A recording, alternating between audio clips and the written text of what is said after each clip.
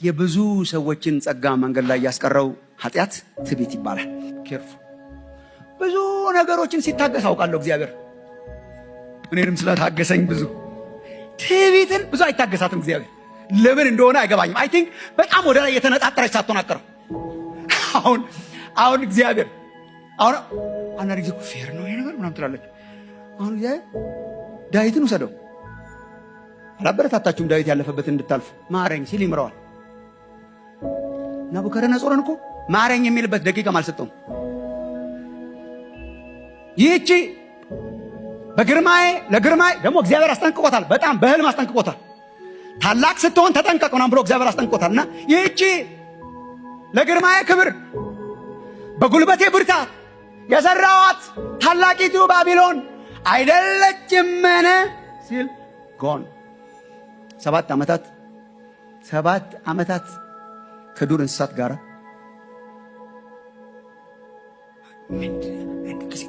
ፌር ነው ምናምን እግዚአብሔር አይ ቲንክ ትዕቢት ወደ ላይ ነው የምትነጣጠረው። እግዚአብሔር ሲጠቀምባችሁ ተጠንቀቁ። ቸርች አትበጥብጡ። እኔ ነኝ ዋናው በቃ እንዴ ኮከቡ እኔ ነኝ ለምንድን ነው ማለት ታየው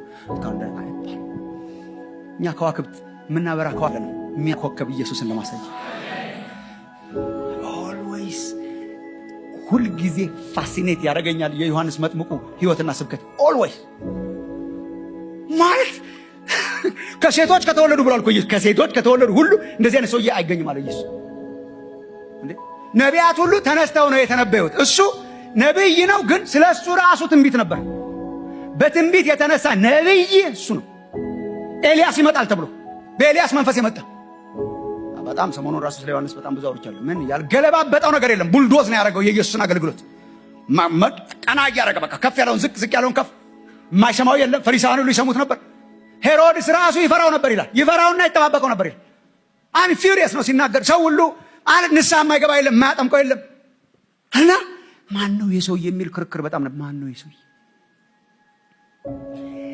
ልኡካን ቡድን ተልኮ ያውቃል። አንተ እንዲሁ ማን እባክህን ተልከን የመጣ ነው ለሚጠይቁን ምን እንበል? ሬዲ ነው ሰው ሁሉ ሊያከብረው።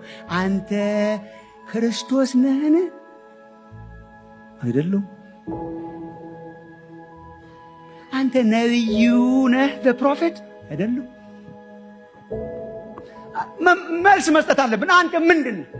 አይ እኔ በምድረ በዳ የሚጮህ ሰው ድምፅ ነኝ። እኔ ድምፅ እኮ ምንም ሹመት የላት ልብስ የላት ካባ የላት ድምፅ ነኝ። እኔ በምድረ በዳ የምጮህ ድምፅ ነኝ። እሺ እኔ በውሃ ለንስሐ አጠምቃችኋለሁ። እሺ ከኔ በኋላ የሚመጣው ከኔ ይልቅ እጅግ የበረታ ሆነዋል። እጅግ የበረታ ነው። እሱ በውሃ ብቻ ሳይሆን በመንፈስና በእሳቱ ያጠምቃችኋል። አንተ ማን ነህ ይሉታል። እሱ እያለ ያወራል። እሱ ምንም አይገናኝም ራሱ ቋንቋ። አንተ ማን ነህ? ከኔ በኋላ የሚመጣው አንተ ማን ነህ? ራስህ እርሱ ከኔ በኋላ የሚመጣው እኔ በውሃ ነው የማጠምቃችሁ። ከኔ በኋላ የሚመጣው እርሱ በመንፈስና በእሳት ያጠምቃችኋል። አንተ ማን ነህ ሲሉት እሱ እያለ ነው የኖረው። ወንድሞች እናቶቼ፣ እኛ ኢየሱስ ክርስቶስን ለማጉላት በጸጋ የተነሳን ሰዎች ነን። እግዚአብሔር በጸጋ ሲጠቀምባችሁ ተጠንቀቁ፣ በትህትና አገልግሉ። ቤተክርስቲያኑን በጣም አናስቸግር። በቃ እኔ የሆነ ቦታ ላይ ግጥም ብዬ ከወንድሞቼ ጋራ የማገለግል ሰው ነኝ። በቃ ግጥም ጥምጥም እንደ ሕያዋን ድንጋዮች እኮ ነው የምንገጣጠመው። ቤተ መቅደስ ሲሰራ ግጥም ማነው ዋና አይልም ድንጋይ ዝም ብሎ ግጥም። እኛ እኮ አሁን ትልቁ ስቃያችን ማነው ግን ዋና? ማነው የሚበልጠው? የኢየሱስ ደቀ መዛሙርት ስለ መስቀሉ እያወራ ይሄን ይከራከሩ ነበር። የሰው ልጅ አልፎ ይሰጣል፣ አሳልፈው ይሰጡታል፣ በመስቀል ይሞታል፣ ይገደላል፣ ይሰደዳል እየተባለ ማቴዎስ 18 ላይ ግን ከኛ ከመካከላችን ማነው ዋና ይላል። ዋናችን ኢየሱስ ክርስቶስ።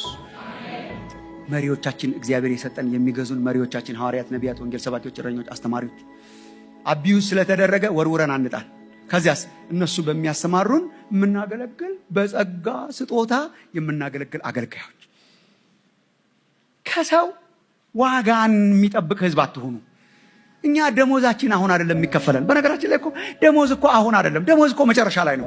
ዋጋን መዝኖ የሚከፍል አምላክ በሰማይ አለ። የምናደርገውን ሁሉ ሚዛን ወቅ እንጂ ሰው ሪኮግናይዝ ካላረገኝ አይሆንም። ወንድሞች እናቶች፣ ኧረ በጣም አታስቸግሩ በቃ